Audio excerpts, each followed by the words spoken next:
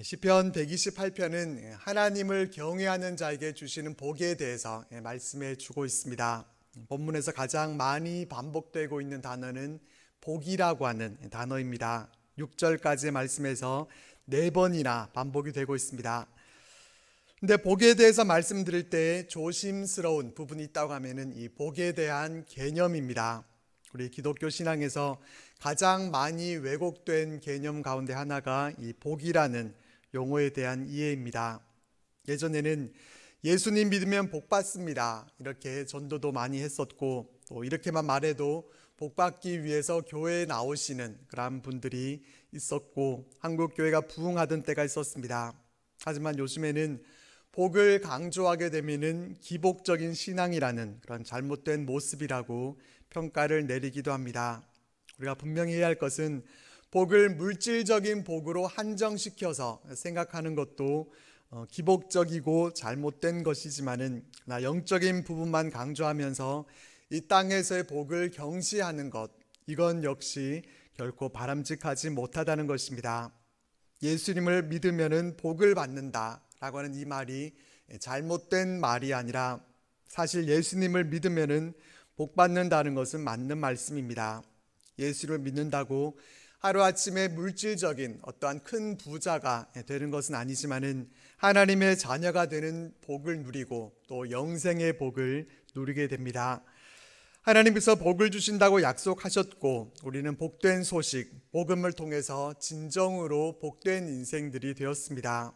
그렇기 때문에 중요한 것은 진정한 복이 무엇인지, 이 복의 개념을 우리가 알고 참된 복을 구하면서 살아가는 것이 우리에게 필요한 모습입니다.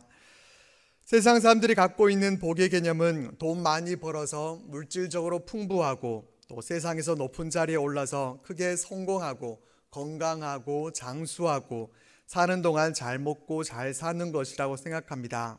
그리고 이런 복을 받기 위해서 한평생 열심히 땀 흘려서 애쓰면서 살아갑니다. 하지만 성경은 진정한 복의 기준을 여기에 두지 않습니다. 성경이 우리에게 알려주는 복은 썩어 없어지는 것들이 아닙니다. 본문 말씀 앞에 있는 127편에서는 하나님 없는 자의 수고가 모두 다 헛된 것이다 라는 것을 말씀했고, 본문에서는 하나님을 경외하는 자에게 주시는 복에 대해서 말씀을 하면서 마지막 절을 보면은 이스라엘에게 평강이 있을지로다 이렇게 말씀합니다.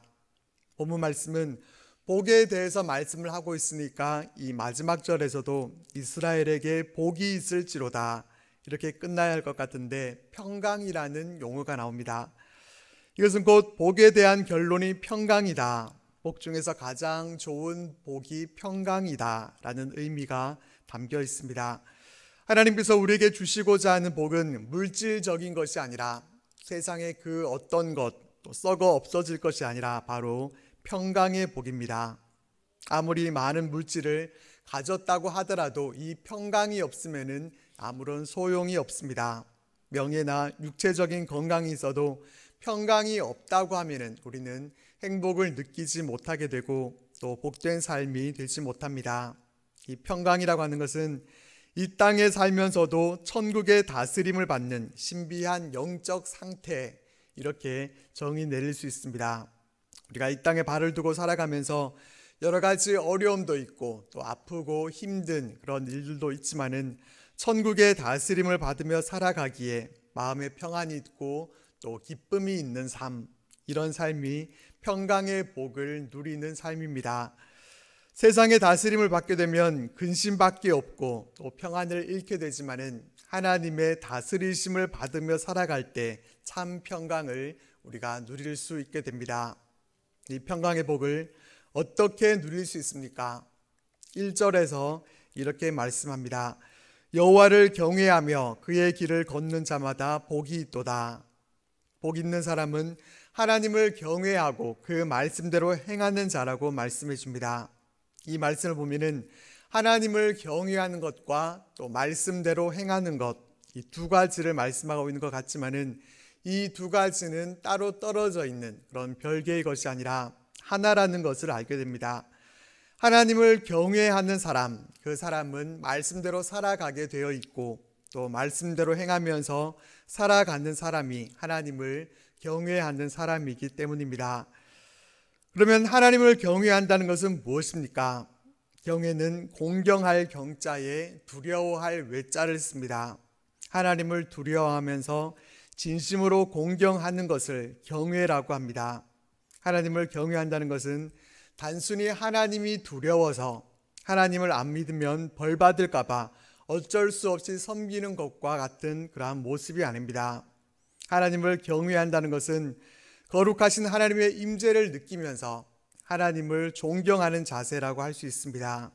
어떤 일을 하기 전에 먼저 하나님의 뜻이 무엇인지 그 뜻을 살피고 또 하나님의 뜻에 전적으로 순종하는 삶이 하나님을 경외하는 삶이고, 이런 이들에게 하나님께서 복을 주시겠다 이렇게 약속하고 계십니다.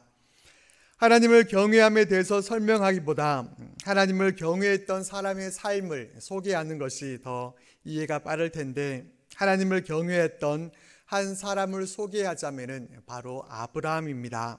성경에서 경외라는 단어가 가장 먼저 나오는 곳은 창세기 22장입니다. 이 장에는 하나님께서 아브라함에게 독자 이삭을 바치라고 명령하시는 장면이 나오는데, 이때 아브라함은 하나님의 그 어려운 명령에 순종했습니다. 그 순종함 후에 하나님께서 이렇게 말씀하셨습니다. 내가 내 아들 내 독자라도 내게 아끼지 아니하였으니 내가 이제야 내가 하나님을 경외하는 줄을 아노라.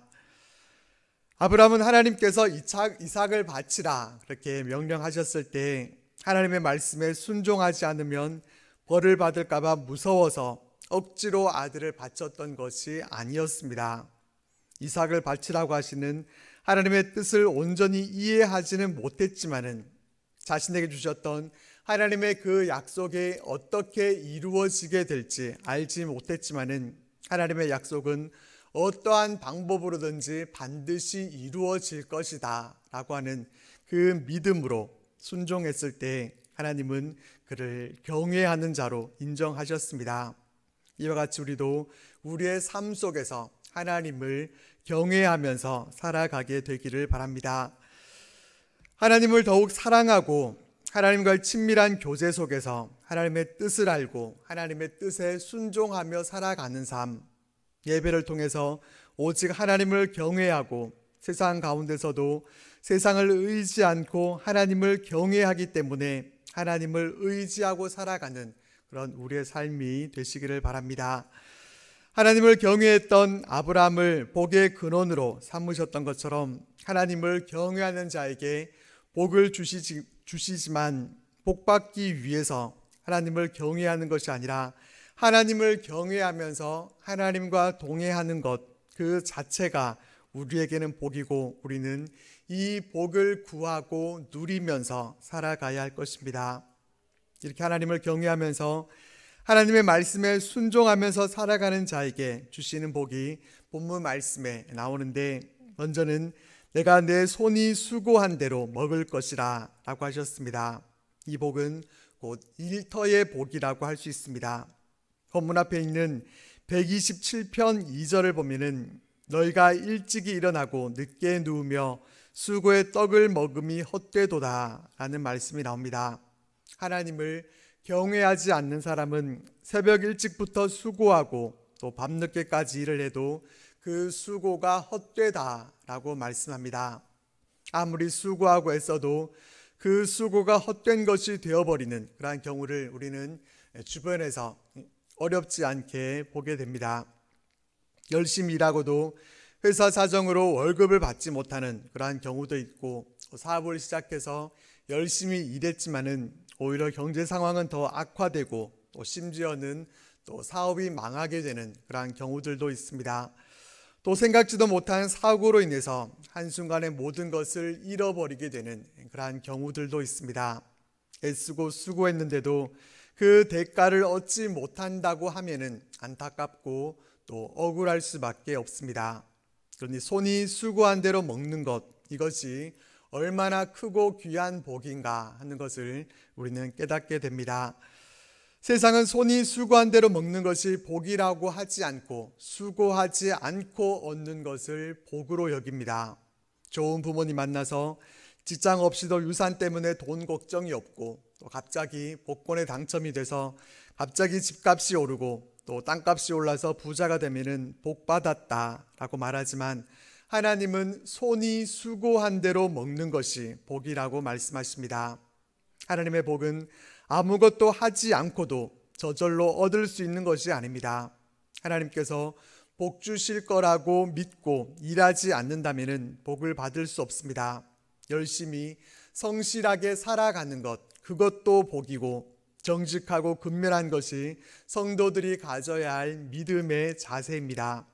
이러한 자에게 하나님은 수고한 대로 먹는 복을 주십니다.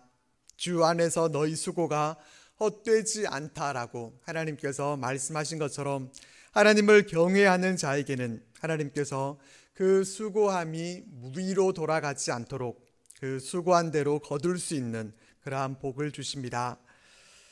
또한 여호와를 경외하는 자에게는 가정의 복을 주십니다. 3절 말씀에 내 집 안방에 있는 내 아내는 결실한 포도나무 같으며 내 식탁에 둘러앉은 자식들은 어린 감람나무 같으리로다 라고 말씀합니다. 아내를 포도나무에 또 자녀들을 감람나무에 비유해서 행복한 가정의 모습을 보여주고 있는데 하나님은 하나님을 경외하는 자에게 이렇게 일터의 복만이 아니라 또한 가정의 복을 주십니다. 가정은 하나님께서 만드신 은총과 또 축복의 공동체입니다. 하나님은 가정을 통해서 우리에게 복을 주시고 또 가정을 통해서 우리가 속해 있는 사회 모든 일들을 다 유지해 가고 이루어 나가십니다.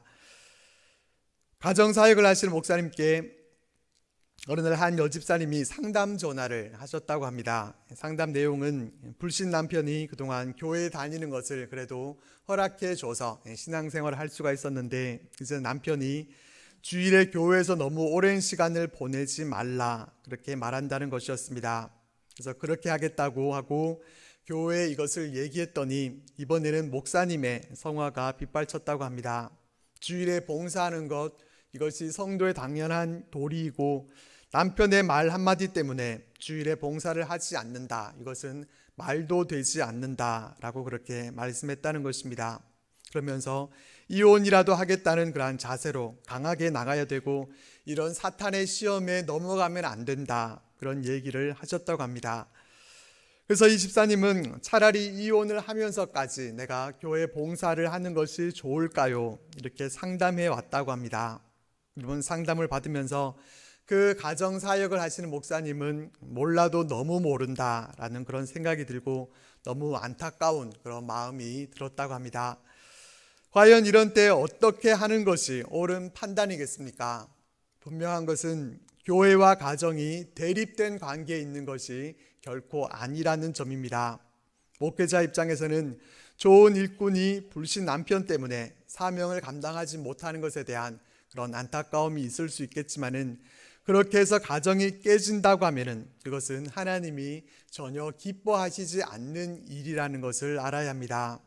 우리의 가정은 하나님께서 세우신 것이고 또 가장 작지만 하나님 나라를 우리가 가장 가까운 곳에서 경험할 수 있는 그런 가장 소중한 공동체입니다. 이 가정이 튼튼해야지 가정이 무너지게 되면은 모든 것들이 다 무너지게 됩니다. 그래서 사탄은 어떻게 해서든지 우리의 가정을 흔들어서 가정의 행복과 또 평강을 깨트리려고 합니다. 또 이단들의 특징 가운데 하나가 이 가정을 깨트리는 것입니다.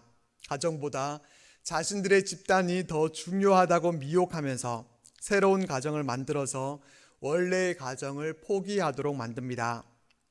이렇기 때문에 우리는 우리의 가정을 더욱 소중히 여기고 우리의 가정이 하나님께서 우리에게 복 주시는 축복의 통로가 되도록 해야 할 것입니다.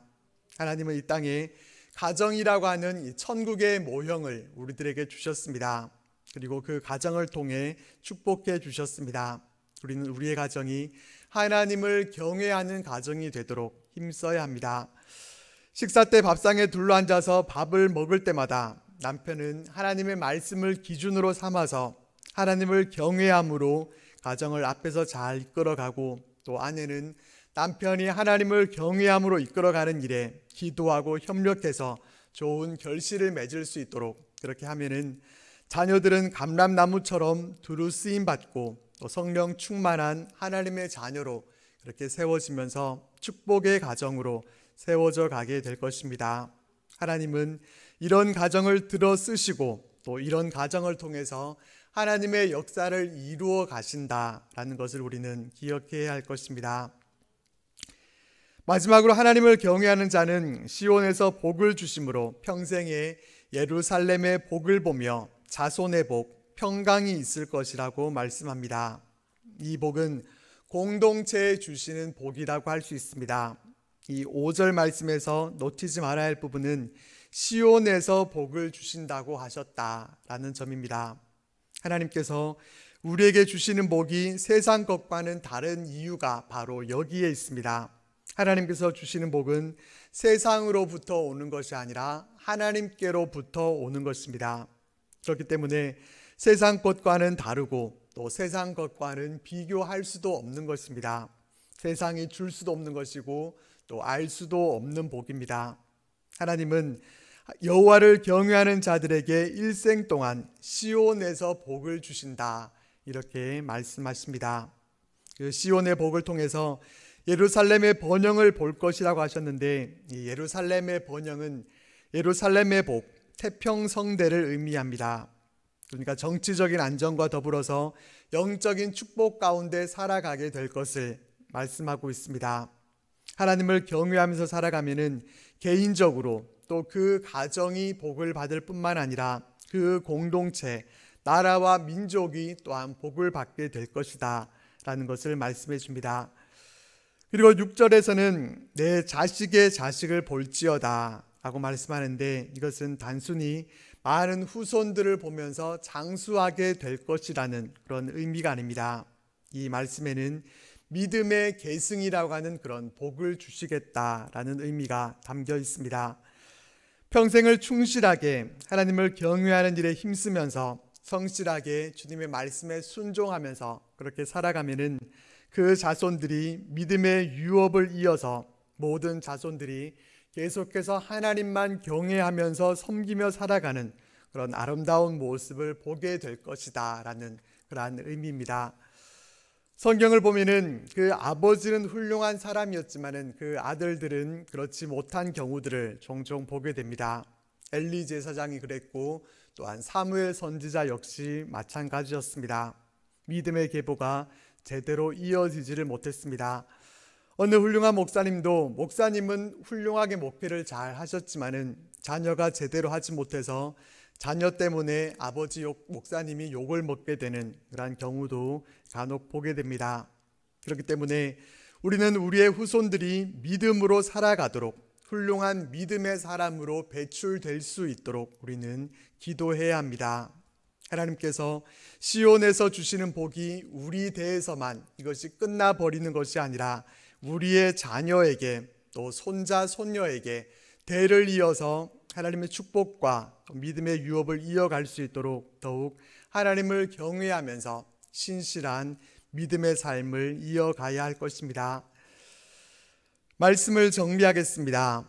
우리가 예수님을 믿고 구원받은 하나님의 백성이 되었다는 것은 나중에 천국에 들어가는 것만을 의미하지 않습니다.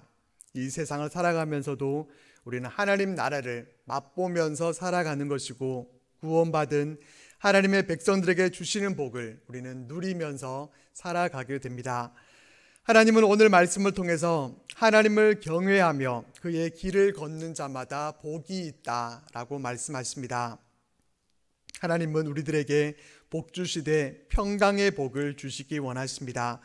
우리가 하나님을 경외하면서 살아갈 때 우리 개인에게 또 우리 일터에 복을 주셔서 우리가 수고한 대로 먹을 수 있도록 그렇게 형통의 복을 주십니다.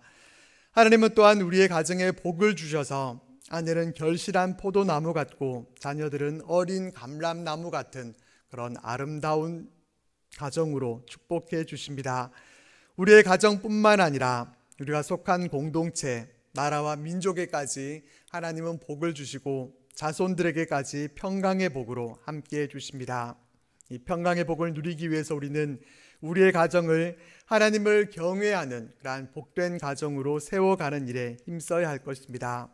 평강의 복을 목적에 두고 우리가 이것을 받기 위해서 이것을 위해서 살아가는 것이 아니라 오직 하나님을 경외하는 믿음의 가정이 되는 것을 우리가 목적에 두고 이것을 위해서 우리가 믿음의 삶을 경주해 나갈 때 하나님은 하나님을 경외하면서 살아가는 그 가정 가운데 복을 주시되 평강의 복으로 함께해 주실 줄 믿습니다.